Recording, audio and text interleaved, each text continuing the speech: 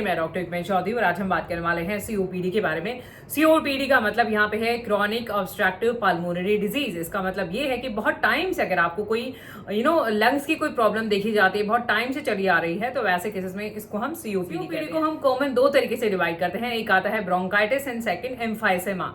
Bronchitis एक ऐसा medical problem है जिसमें आपका खांसी, लगातार खांसी रहती है, आपको कांस्टेंट कफ रहता है और उसके साथ म्यूकस भी आता है। बात करना चाहेंगे एम्फाइसेमा। एम्फाइसेमा एक ऐसा कंडीशन है जिसमें आपके लंग डैमेज हो जाते हैं। चाहेंगे कि कॉजेस क्या हैं, कि आपको सीओपीडी की प्रॉब्लम है, क्रॉनिक ऑब्स्ट्रक्टिव पल्मोनरी डिजीज है, तो इसके पीछे क्या वजह है और ये प्रॉब्लम आपको क्यों दिखी जाती है। बात करना चाहेंगे, सबसे पहले हम यहाँ पे बात करना चाहेंगे सीओपीडी के कॉजेज में स्मोकिंग नंबर 1 पे आता है। स्मोकिंग कॉमनेस्ट कॉज देखा जाता है सीओपीडी का, और कई बार ऐसा भी देखा गया है वैसे कि नॉन स्मोकर्स में भी देखा गया है।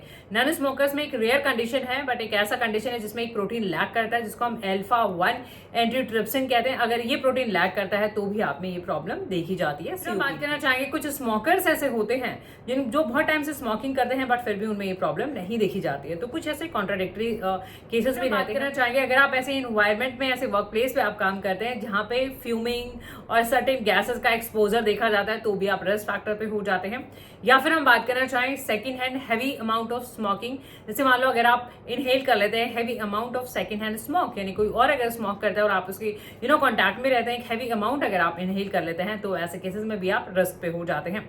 फिर बात करना चाहेंगे हम यहाँ पे एक्सपोजर में आते हैं आप, जो कुकिंग फायर्स होती हैं और प्रॉपर वेंटिलेशन नहीं देखा जाता है, तो ऐसे केसेस में भी आप रिस्क पे आ जाते हैं। तो ये रिस्क फैक्टर्स और कॉजेज की बात करी हमने। सीओपीडी यानी है तो ये पल्मोनरी प्रॉब्लम, सांस की दिक्कत, तो सांस से ही रिलेटेड आपके जो है लक्षण सिम्टम देखे जाएंगे। सबसे इंपॉर्टेंट जो सिम्टम देखा जाता है वो है खांसी, यानी खांसी आपको लगातार बनी रहती है। खांसी के साथ साथ आपको म्यूकस भी आ सकता है और आपको सांस लेने में दिक्कत होती है, शॉर्टनेस ऑफ ब्रेथ जिसको हम कहते हैं, डिस्निया, डिफिकल्ट ब्रीदिंग, सांस लेने में तकलीफ होता है। और बहुत अगर आप कोई भी एक्टिविटीज करते हैं, कोई भी मॉडरेट कोई थोड़ा सा एक्टिविटी रहता है, तो उसमें भी आपकी सांस चढ़ जाती है, सांस फूल जाती है, वीजिंग का प्रॉब्लम भी देखा जाता है। तो ये सिम्टम्स देखे जाते हैं कि फटीग भी हो सकता है, तो ये कुछ सिम्टम्स हो सकते हैं।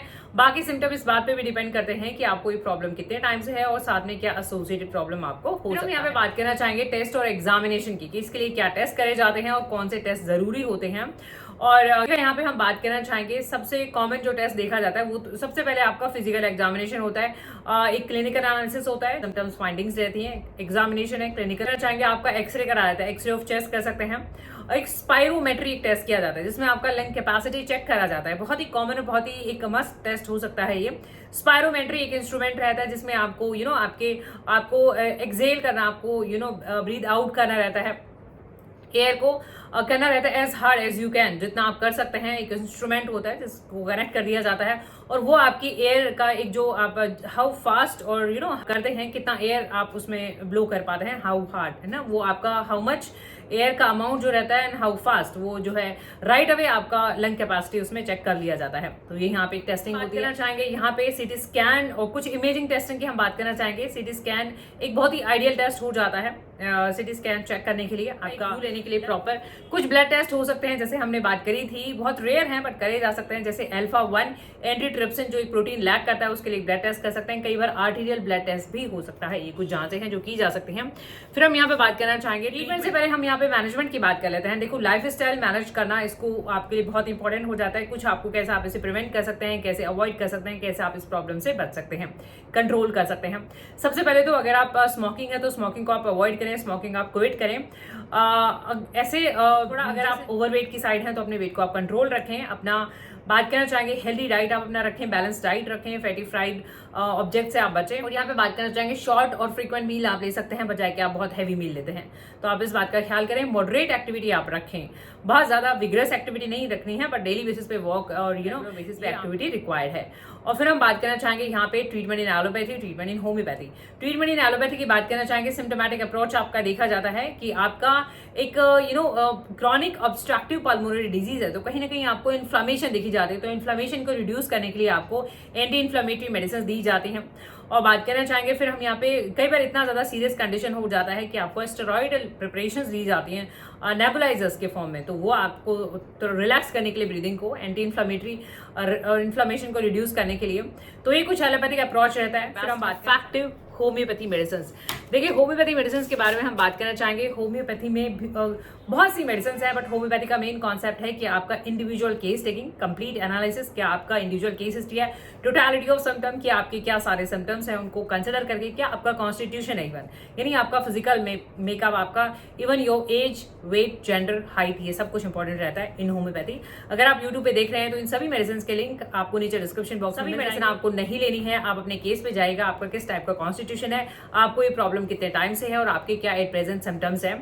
यहाँ पे कुछ ही मेडिसिन मैं डिस्कस कर रही हूँ, इनके अलावा और भी मेडिसिन हो सकती हैं जो आपके केस के ऊपर डिपेंड करती हैं। देखिएगा, केलकेरा काब वैसे आपने सुना होगा, केलकेरा काब हम देते हैं fair, fatty and flabby individuals में, यानी केलकेरा काब देते हैं जहां पे कॉन्स्टिट्यूशन उनका होता है ओवरवेट, ओबेसिटी टाइप। तो अगर आपका ऐसा कॉन्स्टिट्यूशन है और ऐसे पेशेंट बहुत जल्दी जल्दी खांसी जुकाम कैच कर लेते हैं, यानी उनको बहुत फ्रिक्वेंटली कोल्ड कॉफ हो जाता है, तो वैसे केसेस में हम केलकेरा काब देते हैं। ये कॉन्स्टिट्यूशनल रेमेडी है। ड्रॉपर इन पे लगे हुए होते हैं, ये फिर भी थोड़ा बड़ा क्वांटिटी है, क्लिनिक के अकॉर्डिंग आप कम क्वांटिटी से लें।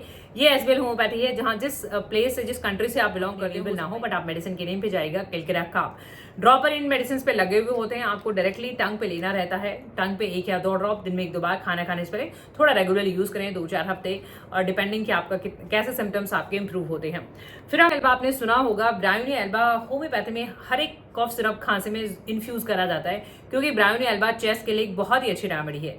छाती की दर्द, कोई चेस्ट में पेन है, छाती में दर्द है, सूखी खांसी है, बलगम वाली खांसी है, हर तरीके की खांसी में, चेस्ट में पेन में काम करती है। ड्राइनेस बहुत देखी जाती है और गैस्ट्रिक सिम्टम बहुत देखे जाते हैं, यानी पेट की दिक्कतें देखी जाती हैं। ये भी, इन पे भी ड्रॉपर लगे हुए होते हैं, सेम वैसे ही आपको यूज करना रहेगा। ये सभी मेडिसिन आपको साथ में नहीं लेनी है, इस बात का आप ध्यान करिएगा। आपको जिस टाइप के सिम्टम है, ब्रायोनी एल्बा 1 या 2 ड्रॉप दिन में 1-2 बार खाना खाने से पहले रेगुलरली आपको इस तरीके से यूज करना है। फॉस्फोरस भी होम्योपैथी मेडिसिन है। फॉस्फोरस ज्यादातर हम बच्चों में भी देते हैं, और फॉस्फोरस हम ऐसे इंडिविजुअल में देते हैं जो लीन थीन होते हैं। देखिएगा, जैसा कि अभी हमने यहाँ पे बताया था कि केलकेरा काब हम ओबेसिटी, ओवरवेट केसेस में देते हैं, इनको भी बार बार खांसी जुकाम होता है। On the other hand phosphorus हम यूज करते हैं, खांसी जुकाम फ्रीक्वेंट देखा जाता है, but lean thin slender constitution देखा जाता है, बहुत ही थिन पर्सनैलिटीज होती है। तो फॉस्फोरस में ब्लीडिंग टेंडेंसी देखी जाती है, खांसी जुकाम जल्दी जल्दी कैच कर लेना, और पतले पेशेंट यानी थिन इंडिविजुअल्स में हम इसे यूज करते हैं। लेने का वे सेम ही रहेगा, 1-2 ड्रॉप दिन में 1-2 बार खाना खाने से पहले। फॉस्फोरस में एंग्जाइटी आ जाएगी, थोड़ा रेस्टलेसनेस आ जाएगी, ये सिम्टम भी आ जाएंगे। होम्योपैथी का कॉफ सिरप है, खांसी के लिए सिरप है ये आप यूज कर लें जब बहुत ज्यादा बलगम बनता है, खांसी के सिम्टम है ना, ठीक नहीं होता है, ये सिरप फॉर्म में है, तो इसका ना यूज करें होम्योपैथी में। इसको आप जो है आधा चम्मच सिरप का 1 चम्मच पानी का मिक्स करके दिन में 2-3 बार खाना खाने से पहले इसको आप इस तरीके से यूज करिए। Doctor Reckeweg German homeopathy medicine R48 है, पाल्मोनरी ड्रॉप इस पे लिखा हुआ है। ये लंग हेल्थ के लिए बहुत ही अच्छी रेमेडी है। अगर हम बात करना चाहें इसके कॉम्बिनेशन की, अगर हम बात करना चाहें तो इसमें ऑलरेडी ब्रायोनिया, सिनकोना, लाइकोपोडियम देखिएगा इसमें ऑलरेडी इन्फ्यूज है, यानी सभी लंग की मेडिसिन। तो आप चाहें तो ये सिंगल मेडिसिन भी जो है आप यूज कर सकते हैं। ये मेडिसिन लिक्विड फॉर्म में रहेगा, ये पीने का दवा है। इसको लेना कैसे रहेगा, आपको सेम वैसे ही लेना रहेगा। यहाँ पे ये ड्रॉप फॉर्म में है, ये इस तरीके का मेडिसिन रहेगा। ये 48 है। इसको 5-10-15 ड्रॉप्स 2-3 चम्मच गुनगुने पानी में दिन में 2-3 बार खाना खाने से पहले रेगुलरली आपको इस तरीके से यूज। एक और मेडिसिन हम यहाँ पे डिस्कस करना चाहेंगे, एकोनाइट पेंटार्कर।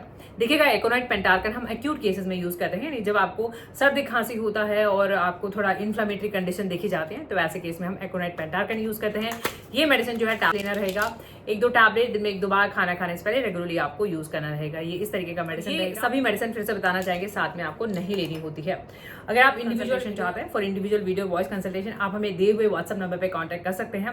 क्लिनिक हमारा न्यू दिल्ली यूनिवर्सिटी सेक्टर 13 में है। अगर आप हमें विजिट करना चाहें तो विजिट भी कर सकते हैं। आई होप ये वीडियोस आपकी हेल्प कर सकें। इन वीडियो से आपकी हेल्प होती है तो प्लीज आप इन्हें लाइक करें, चैनल पे नए तो चैनल को सब्सक्राइब करें, बेल आइकन जरूर प्रेस करें नोटिफिकेशन रिसीव करने के लिए। Thank you for your time, thank you for watching, keep supporting, thank you so much, thank you.